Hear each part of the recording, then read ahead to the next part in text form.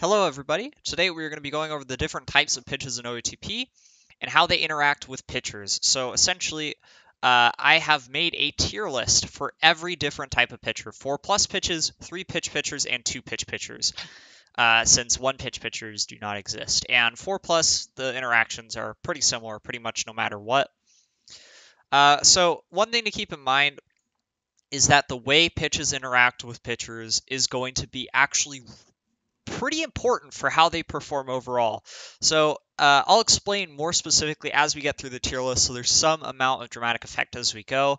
But yeah, so essentially how this is going to work is I have created a player that should be familiar to most of you guys to represent each pitch.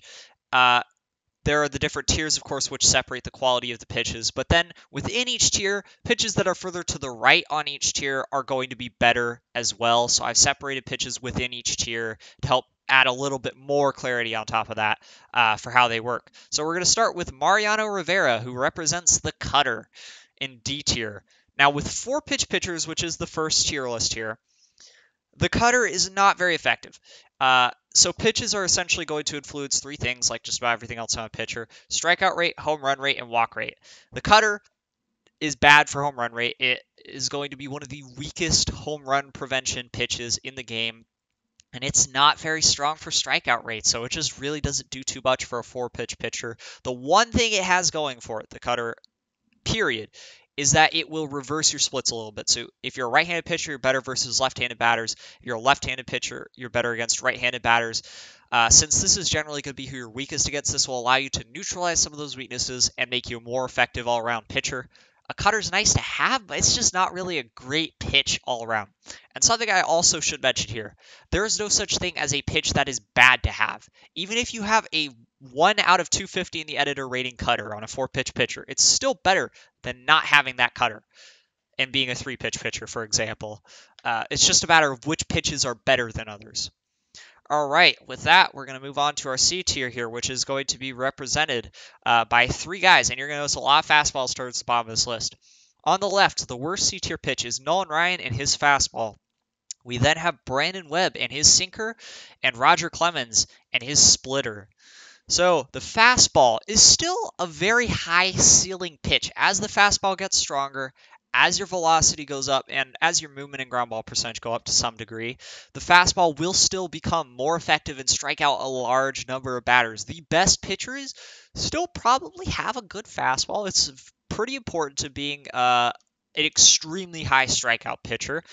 But the thing about the fastball is it's just bang for your buck, not the best pitch. It just doesn't compare as favorably to the pitches that are higher up, which we're going to get to. There's 2 pitches that are just better than the fastball linearly. It's not too good for your home run rate. It is just not the best overall for your strikeout rate, even though it does have a very high ceiling.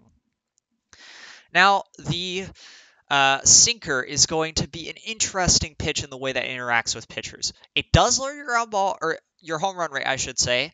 So it's nice for that purpose, but its strikeout rate is going to be among the lowest of any pitch you're going to see. It's only a little bit it's a little bit worse than the cutter. It's just not really.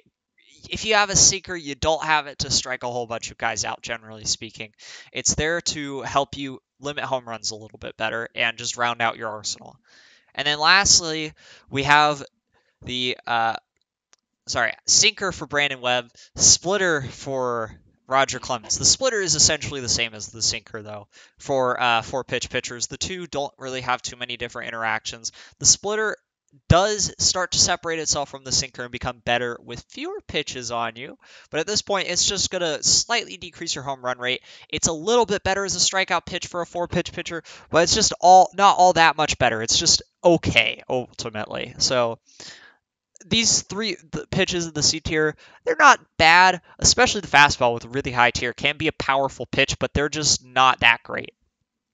All right, heading on to the B tier. And on the left, we have Clayton Kershaw with the curveball. In the left center, we have Brent Honeywell in the screwball. Then we've got R.A. Dickey and the knuckleball. And lastly, we have Chang-Ming Wang with the forkball. So the curveball, it works it's like the fastball breaking pitches, essentially. It's just that breaking pitches are better than fastballs. It's effective, it's good with velocity, it's pitch quality, movement, and ground ball percentage. All those things will make it a better pitch. It helps your strikeout rate, helps your home run rate a little bit, but it's just not a great pitch. Like the fastball, it gets a lot better as you increase the pitch quality and increase your velocity significantly. It can get pretty crazy at extremely high levels, but there's just pitches that are linearly better than it. So not a bad pitch, the curveball, but it's not going to change the way you look at a pitcher. Now the screwball, it's like a curveball. It's a little weaker overall, but it ranks higher for one very important reason, and that's reverse splits. Much like the cutter, the big advantage to the screwball is that it will swap your splits. So if you're a right-handed pitcher, you're much more effective against left-handed batters, and if you're a left-handed pitcher, you're much more effective versus right-handed batters. So essentially, it's not a bad pitch. It's still better than, I would say it's about on par with maybe the sinker or the splitter. It's about in there, maybe a little better than that. Its strikeout rate can get significantly higher than that. But the big advantage is, of course, reversing your splits. It works well in synergy with other extremely good pitches that extremely increase your splits. So for top tier pitchers, having a screwball can really help balance out your arsenal and make you much more effective overall. Now next we've got the knuckleball, and I'm sure that everyone watching this is stunned to see the knuckleball so low on this tier list. Now the thing about the knuckleball is if you have a knuckleball, you're going to be good no matter what. Is pretty much just a given. There's no way you could be an average or worse pitcher with a knuckleball. You're pretty much guaranteed to be above average with how it works in OOTP. But the catch is that while a knuckleball is going to be one of the more singularly effective pitches for strikeout rate and home run rate, it's capped. Every pitch that comes after the knuckleball is going to be a pitch that is a quality pitch and gets extremely insane as it gets to higher tiers. But the knuckleball itself is just effective, and then it starts to drop off the stronger it gets. It doesn't work well with velocity. Their movement control don't really affect it.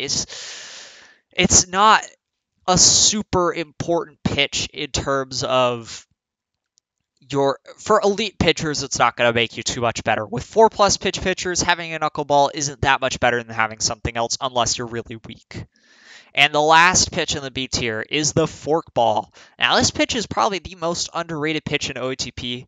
I actually didn't even notice how good the forkball was until I got an ace who was a forkballer and absolutely shredded batters with it. This pitch not only drops your home run rate a lot like the splitter, which is, of course, a very similar pitch to it in real life, but it actually increases your strikeout rate a whole lot.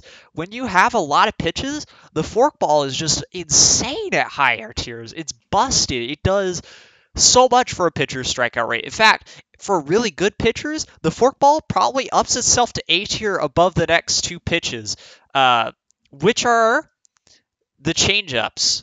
So we've got the Trevor Hoffman straight changeup and the Pedro Martinez circle changeup. The two pitches are basically interchangeable. I honestly don't even know what the difference is. And then lastly, we've got Dan Heron's knuckle curveball. But yeah, for really good pitchers, the forkball slides up above the changeups. It is such a big pitch for how effective a pitcher can be. So the changeups, they are completely uninfluenced by anything else on a pitcher, just like the knuckleball. They are just purely pitch rating. At higher tiers, the changeup is an incredibly effective strikeout pitch. It pairs well with every other pitch in the game. There's just nothing. The changeup just works just about literally on any pitcher under any circumstances. Makes it very effective as a strikeout pitch. It's essentially like for a 4-pitch pitcher, the changeup is like a knuckleball, but a little bit better in terms of how it works with pitchers. And again, the circle changeup are essentially the same pitch. It doesn't matter which you have. If you have both, that's good too. It doesn't really matter. And then we've got the knuckle curveball. Now, there is actually pretty significant, I would say there's a pretty significant change between the quality of the changeups and the quality of the knuckle curveball. It's not enough for there to be another tier for it. I would say, like, other than maybe the difference between the knuckleball and the forkball, no pitches within tiers are even comparable to this difference. The knuckle curveball is an insane strikeout rate pitch. It pairs really well with velocity. It goes kind of well with movement and ground ball percentage. And at high tiers, it can just dominate batters. You're looking at strikeout rates that go to 10, 11, 12 K per nine with a really good knuckle curveball on a strong pitcher. It's just a dominant pitch. And then lastly, in the S tier, the best pitch in out of the park baseball for 4-pitch pitchers is Randy Johnson with the slider. So this pitch is like the knuckle curveball, but even better. The big weakness to the slider is that it makes your splits just ridiculous. It still is like against opposite-handed pitchers or batters, it's still better than the pitches in C tier and even maybe the curveball. But it's just such an insane pitch against same-handed batters. And again, this pairs really well with pitches that help slow down your splits a little bit, like a cutter or a screwball. But the slider is really just a pitch that's going to strike out a ton of batters. It lowers your home run rate. It works well with velocity. It works well with movement. It works well with ground ball percentage. Its pitch quality could make it ridiculous. You pretty much need a slider to be the best pitcher in a game. It is just such a dominant pitch compared to everything else. I really cannot overstress how much I absolutely love sliders. And they are absolutely something I look for in every power pitcher I pick up because they're just so good for pitchers. All right, with that, we're going to move on to 3-pitch pitchers. Actually, one more thing I want to go through. The ideal pitch mix, in my opinion, for a top-tier pitcher with 5 pitches, I'm not going to say 4 pitches because there's a couple that work, but it's the slider, fastball, screwball, forkball, and one of the changeups. That's my personal opinion for the ideal 5-pitch pitchers mix, but obviously just finding any number of those is really good. All right, on to 3-pitch pitchers at a D tier. Hey, look, it's almost like it's the exact same as for 4-pitch pitchers. That's right, folks, the cutter sucks. It's the worst pitch to have on a starting pitcher just because it's just not that effective. Same reason as for 4-pitch pitchers. I don't really want to talk about that much more because we don't need to. In C tier, ooh, spicy. All right, so now we've got the screwball and the forkball. So the forkball, which is a downright dominant pitch with really good 4-pitch pitchers, it's bad with 3-pitch pitchers. And the screwball, which is really good with 4-pitch pitchers, not so good with 3-pitch pitchers. Now, the big thing here is that splits are not as important for 3-pitch pitchers as they are for 4-pitch pitchers. And the second thing with the screwball is you really need pitches that are going to help you to be an effective pitcher, essentially, to make up the slack for having fewer pitches. And the screwball doesn't do that. You cannot afford to have pitches that are not going to be effective on your person as a 3-pitch pitcher. You just have to have those downright dominant pitches. Now, the forkball is that, so why on earth is it so low? Because it really falls off when you have fewer than 4 pitches. It's just so bad that it's almost not worth having on a 3-pitch pitcher or less. But the good news is you almost never see 3-pitch pitchers or less with a forkball, so this is pretty much irrelevant anyway. All right, now for the B tier. Now, fastball, much higher up here. The curveball, the knuckle curveball dropping, and then the sinker. So things are quite different for 3-pitch pitchers, as you can see. The fastball, once again, same reason as before. It's got a high ceiling, so it just gets bumped because other pitches come down. And it's a little bit more effective because it does have that high ceiling to it. The curveball, same thing as the fastball, just a little bit higher because other pitches were worse and because it has that higher ceiling to it now. And then the knuckle curveball. So with 3-pitch pitchers, the knuckle curveball is still quite effective. It's just... It's essentially just that other pitches are more important than it, that it falls down now. It still scales quite well. It's still quite good for strikeout rate, but you're going to struggle a little bit with the home run rate if you're a 3-pitch pitcher with a knuckle curveball as your primary pitch. And the sinker, which runs all the way up to the top of the B tier. Now, the big thing about this pitch is that it's going to, so essentially as you get fewer pitches, you start to be a weaker pitcher overall. But the sinker slightly decreases that weakness. If you have a sinker, you're going to be a little bit more like a 4-pitch pitcher in terms of your outcomes than a 3-pitch pitcher. So it's not a great primary pitch, but it's nice to have to make you a little bit more effective. All right, now on to the A tier. So the slider drops out at the S tier and all the way to the bottom of the A tier. Then we've got the changeups and the splitter, which makes it jump all the way from the C tier to the top of the A tier. So the big thing with the slider here, it's still a dominant pitch, but same thing as the knuckle curveball. It's going to make you really splitty, which isn't too much of a problem with 3-pitch pitchers. But if you're like a dominant right-handed guy and a just terrible left-handed guy, you're still going to struggle a good amount of the time. You have to be okay against both hands. And the slider it makes you weaker for that. Now, the changeups, just a downright good pitch no matter what. They're just effective. So they cover your weaknesses where the slider doesn't. And that's really why they jump ahead of it here. And then lastly, we've got the splitter.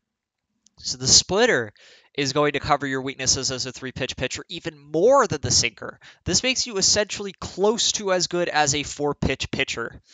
It's a not great pitch, but it's just the difference when you have fewer pitches is so bad. Being a 3-pitch starting pitcher is just making you so much weaker that the splitter, its effect in terms of making you lowering that weakness is just so good. It has to be this high, even if it's not a terribly effective pitch itself. Now, if you're a reliever, the splitter goes down into the B tier, the sinker goes down into the C tier, and the knuckle curveball goes up into the A tier. Randy Johnson's slider goes all the way to the end of the A tier. And lastly, the knuckleball. Now, this is, I'm guessing, where a lot of you guys expected the knuckleball to be. When we're talking about the sinker and to a greater degree the splitter neutralizing weaknesses, the knuckleball literally doesn't even have a pitch number weakness. It's like it's the maximum number of pitches with just one pitch. The knuckleball is... It makes 3-pitch pitchers feel like a 5-pitch pitcher, basically. So having a pitch that can make you extremely as effective as a starter no matter what, that's huge. The best 3-pitch pitchers I've seen without a knuckleball, probably 12K per 9 with a downright dominant fastball slider changeup combination. Fell off very quickly, by the way. 6 WAR in a season. Knuckleballers with 3 pitches could be 8 to 10 WAR pitchers if they're really good. There are 4+ pitch pitchers who could be 12 to 15 WAR guys, but the knuckleballers, really good knuckleballers, could put up some crazy seasons even with only 3 pitches. Now on to the 2-pitch pitchers. This accounts to some, pretty much this is for relievers because you're not going to start with 2 pitches realistically. It's going to be way too much of a nerf unless you've got like 80 movement, 80 control, and the 2 best pitches in the history of baseball. You can't start. It's not worth it. You're just going to be much better in a relief role. So in the F tier, and yes, that's right, it's not the D tier, it's the F tier, is the screwball and the forkball. I think I may have screwed up the order here. I'd say the screwball is a little bit better than the forkball, but essentially neither of these pitches are at all effective for relievers. You're never going to see them on a reliever, though. These are pretty much only exclusively ever found with starters. And yeah, these 2 pitches, they just have no synergy with other pitches. They're just downright awful pitches to have. The cutter is actually better than the screwball with 2-pitch pitchers. The forkball is just the worst pitch to have with a 4-pitch or 2-pitch pitcher. All right, on to the D or the C tier. My bad. We're skipping the D tier because there's such a big jump between these 2 awful pitches and pitches that are respectable. The cutter. So the cutter finally found its way out of the bottom tier. And I would say it's not even totally as a result of other pitches being worse. The cutter is actually okay with 2-pitch pitchers. It can help neutralize splits, which can be a problem with 2-pitch guys. And it's just a little bit more effective in terms of strikeout rate and such in the C tier than it is elsewhere. And then we got the sinker. Yeah, it makes you a little bit more effective as a reliever, but the sinker is just not a good enough pitch to really hold up for this point of pitchers. You need to have 2 really good pitches to be a strong reliever, and the sinker is not really one of them. It's not bad to have, but you'd rather have like a fastball than a sinker. Speaking of the fastball, here it is, along with the curveball and your changeups. Yeah, they finally dropped all the way to the B tier. Fastball, once again, incredibly high ceiling. It works well with relievers, quite well with relievers. Curveball, same thing as a fastball, same thing as every other tier before it. It's just a very effective pitch that scales well. It's good with everything. Changeups are also good with everything. But the big thing about the changeups here is that they're not super dominant pitches. I kind of wish I could put them in the A tier. There are pitches that are better. They're effective. They're just better with starters than they are with relievers, although they are still quite good, as you can see by the fact that I chose to use Trevor Hoffman for the straight changeup. In the A tier, the knuckle curveball, the slider, and the splitter. So the knuckle curveball, the slider are just dominant pitches. Again, they work really well with relievers, especially when you're looking for extreme strikeout rates, and for the slider, lessening the home run rate a little bit. Now for the splitter, it lessens your weakness. With a splitter, you can almost use a two-pitch pitcher as a starter, like a splitter slider dominant combination. I would borderline consider using as a starter. You'll see relief pitchers who have like a 30 grade changeup and an 80 grade splitter and are still effective because the splitter is just as a singular pitch that good. It is almost the knuckleball of relievers. And again, it's not by itself a particularly good pitch, but just because it neutralizes weaknesses and two pitch relievers are weaker than three pitch relievers, it gets all the way up into the top of the A tier. And then lastly, in the double S tier is the knuckleball. And the big thing here is that having a two-pitch knuckleballer as a starting pitcher, it's not that much different than having a three-pitch knuckleballer. You're a little weaker, but ultimately you're still likely to be at least solid with the ceiling to be very, very good. And obviously having a great starting pitcher is a lot better than having a very good reliever. Essentially, I would say that a two-pitch knuckleballer is likely better than the three-pitch starting pitcher with no knuckleball. The knuckleball is just a very crazy pitch, very interesting in its mechanics. Anyways, guys, this is the last of the tier lists, and that is everything I have to say about pitches and how they work. I will continue to research how pitches function, how different arsenals work, find synergies, find what works best. And once I have research done on pitchers, we'll get back to you with more. But for now, this is what I've got. I hope this video was helpful for you guys, and I'll see you on the next one.